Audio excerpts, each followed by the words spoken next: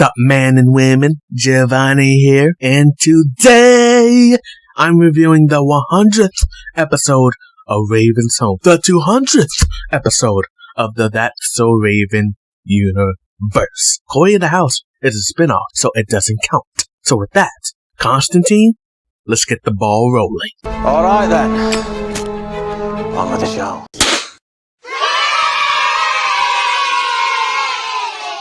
I want to be clear, it's only the 100th episode by production order, but in release order, it's the 98th episode. Number 1, Raven and Chelsea. Raven was waiting for Chelsea to come and visit, and Booger says shenanigans is about to go down because between you two, every time you two get together, there is trouble. And this was a whole thing in the episode. Even Victor calls his insurance agent just in case Chelsea wrecks things up. I like how Alice said, you two were old enough to know better. Chelsea says, yes, we were. Alice says, but you did it. And Raven says, no, we did not. And Chelsea was going to say, well, the reason we got into shenanigans was because we were trying to stop Raven's visions from becoming true. But Raven stopped her from telling Alice that. Raven instead says, it's grown-up business. And Alice says, I know about all that. And it's nasty. If Alice can hack into comms, why wouldn't she know about grown-up stuff? Now, I said in my Halloween episode review in the pitch section, not too long after the 100th episode, she found out about the Tanya side of the family having visions. Well, this scene is why I said that, because she added 2 and 2 together. Number 2, Chelsea reveals she turned the boys' room into an animal sanctuary. And Raven says the building has a no animal policy. Chelsea says it's a good thing I don't have any animals there. Alice said, That didn't sound like it made sense, but it did. Yeah, you just got Chelsea'd. Now, 2 conclusions come to mind. A, Levi is full-time living with his father Garrett in London, and it's only Chelsea and Nia living together. Or B, Nia moved out to go live with Devon, to which Levi moved into Nia's room, and that's how Chelsea was able to change up their rooms. I would choose the latter, as that would make more sense. Number 3. Booker and the Bookettes are in the hallway talking about a concert until Booker gets a vision about Neil and Ivy getting in trouble and not going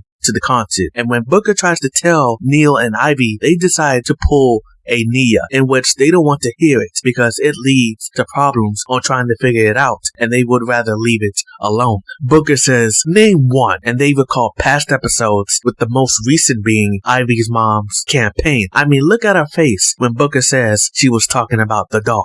And I'm pretty sure that is the reason as to why she don't want to hear it no more. Nia would be proud. And I bet with her being in Gotham, she's happy. She doesn't have to hear those words. Otherwise, It'll be too soon. so Booker decides when a vision comes, he's not going to try and stop it. And with that, Neil and Ivy dip out, even though they are going to the same class. Number 4, 2 things should be known here. 1, this plot is similar to That's So Raven's To See or Not To See, where Chelsea and Eddie didn't want to know about Raven's visions anymore. And second, it's similar to Raven's Home's Vision of Privacy, where Tess asks Booker to keep her out of his visions. Number 5, Victor and Alice had to bake 100 cakes because it's the 100th year of Bayside High School. But see, 100 cakes are already baked by Laszlo, and all season you had that consecutive extra in the background appearing in episodes. You finally get his name. His name is Dave.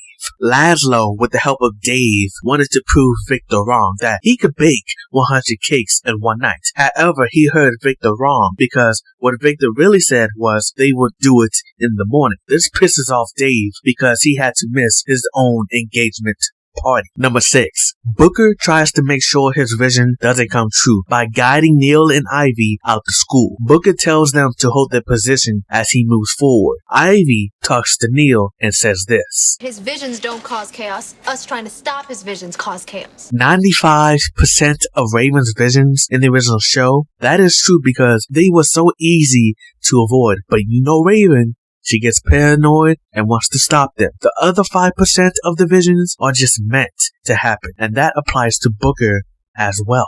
And I said this in my season 2 review for the Dr. Sleevemore episodes, that he needs to put Booker on the list of getting visions wrong.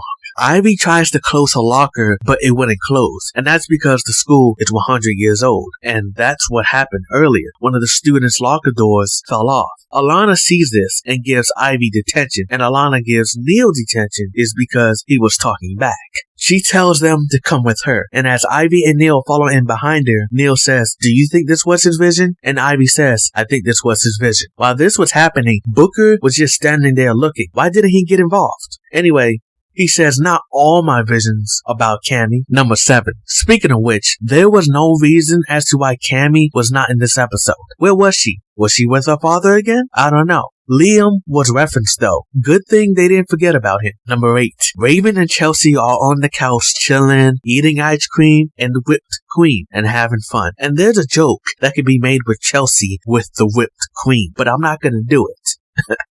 Not this time anyway. Booker comes home and sits on the couch with Raven and Chelsea and feels all sad, but says, "You know what? I'm not sad." But he eats from Chelsea's whipped cream bottle, and Raven knows he's lying. Booker talks about Ivy and Neil didn't want to hear him about his vision, but Raven couldn't hear what he was saying. But Chelsea is able to understand him because she took dental hygienist classes for fun. She's really good at understanding people with things in their mouths. There's another joke that could be made. I don't like it was just for fun. I wish there was some actual development on why she joined the classes. Here's how they could have used it for development. With Chelsea being a lifestyling coach, she helps a doctor. The doctor says, "You're good, Chelsea, thanks. I really like helping people." "You like to help people? Well, as a hygienist doctor, if you want to help people even more than you already do, I could sign you up for some classes. That way, you can help people keep their mouths clean and everything." Sure. This gives Chelsea 2 jobs now. With her not being in 18 episodes, I really wish she had more development. On top of that, there was no mention to Your Best Dressed Life. Is Chelsea full-time owner or is Raven still part owner? I need an update on this. Number 9. Raven says, "Sometimes our visions can feel like a curse, but they are a gift." Something Aunt Vivian said. Booker says, "I know that, but why not my friends?" Don't you mean best friends? I'm still pissed off about that line. Raven decides to tell a little story about her first vision to Booker. You see a young Alana and Raven hitting each other. And I want to say, good job for keeping the continuity because it was in the 4th grade when the beef started between the two because Raven won the lead role as the Tooth Fairy over Alana.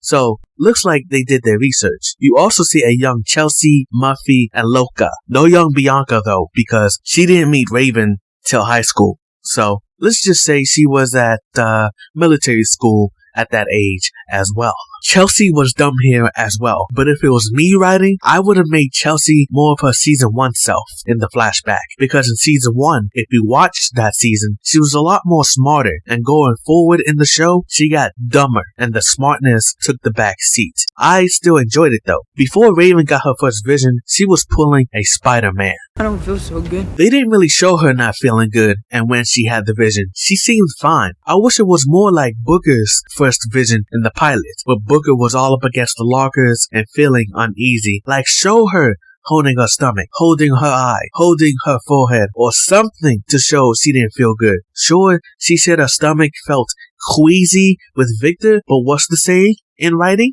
Show, don't tell. Number 10. When Victor is trying to tell Victor about her first vision, he thinks she's talking about her first period. This is when Victor calls Tanya! No mom, grandma, my nana, my wife, Tanya by name. So I could finally say Tanya is referenced. Victor decides he could do it on his own though. He talks to her about it, but Raven leaves because she doesn't want to hear it. The next day, Chelsea shows up with blue hair for the school picture, and Alana and her crew laugh at her, but then Raven pours some blue paint to show support for her girl. This is when Raven tells Chelsea that she thinks she's psychic. And for some reason, out of the blue, pun intended, this is when Chelsea decides to say, I think I'm a vegetarian. Because remember, it was established in the original show that she was a vegetarian, but none of that was relevant to that conversation. I get why it was said, but did it need to be said?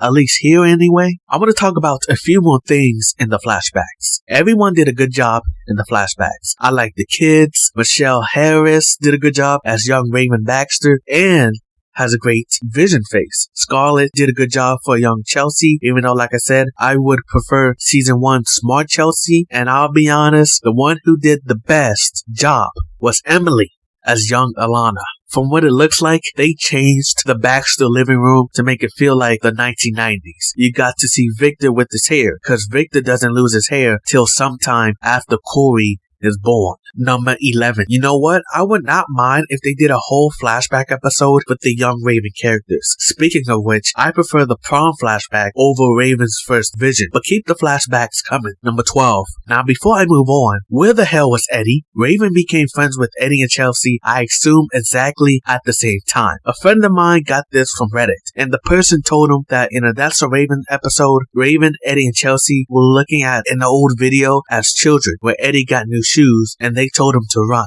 Also in the tape, Raven and Chelsea were like, keep going, and laughing, right? They were like elementary school young. So as much as I would like to do my research, I don't really feel like it. The only explanation I could think of is Eddie was in a different class when all of this was happening. Number 13. I actually hope there's a flashback to Raven's second vision ever. That would be cool. That actually could be a flashback episode. Imagine the following things happen in it. Raven is hiding the fact that she is psychic to her parents and Eddie. Chelsea will let it slip to Eddie that Raven is psychic, but Eddie says prove it, and Raven will be like, I can't. It's been months since I had my first vision. At home, Raven starts getting those headaches again and has her second vision. Victor and Tanya find out after seeing Raven in pain. As she has her second vision, it's about Eddie, and Tanya explains what it means to be psychic, and she explains it's a family lineage. Plus, she explains why the visions skipped over her and why she never got visions. This will go on to explain why Corey and Nia didn't get them. Maybe it's a DNA thing. Eddie is in trouble with Alana and the gang. That's when Raven proves to Eddie she's psychic.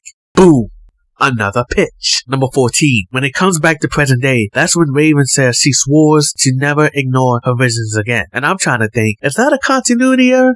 Did she ignore them in the original show? Or even in Raven's home? I don't know.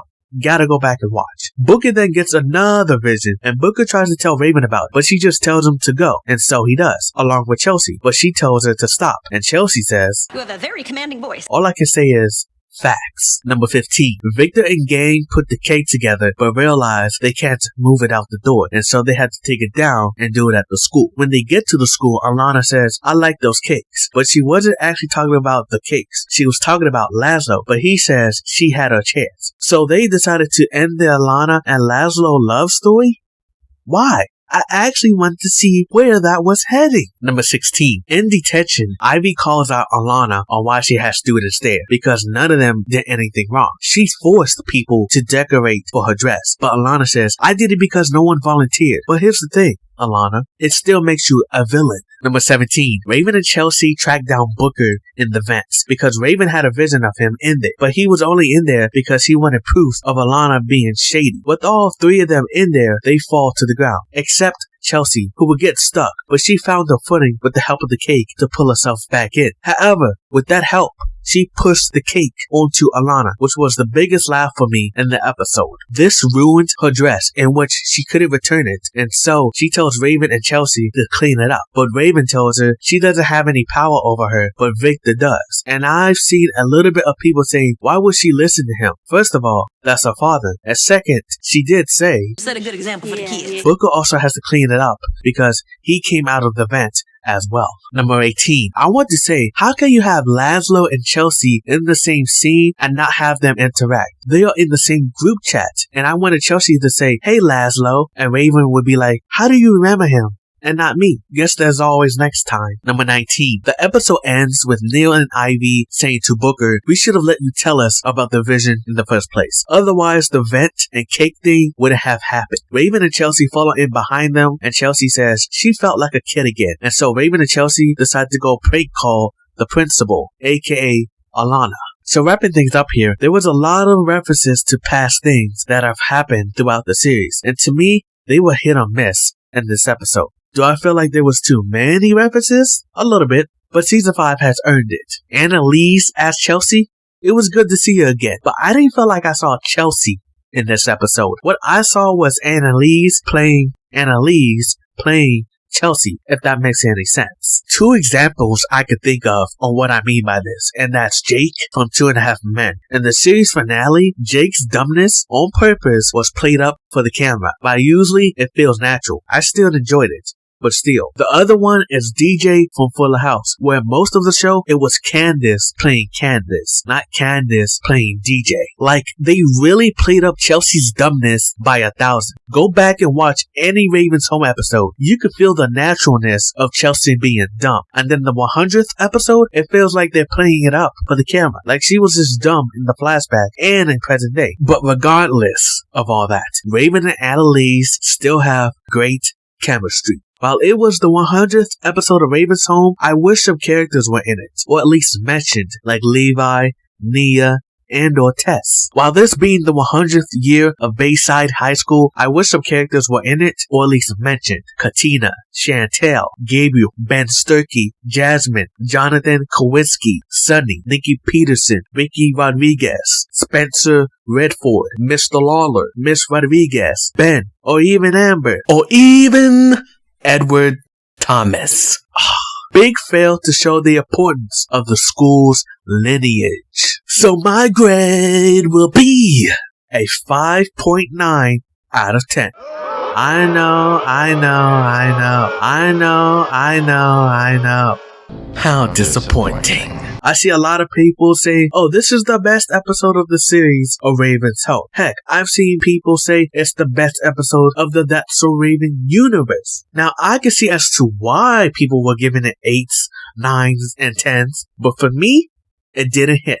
So, with that being said, get your fingers up and say it with me. It's about fucking time they mentioned Tanya. Bye.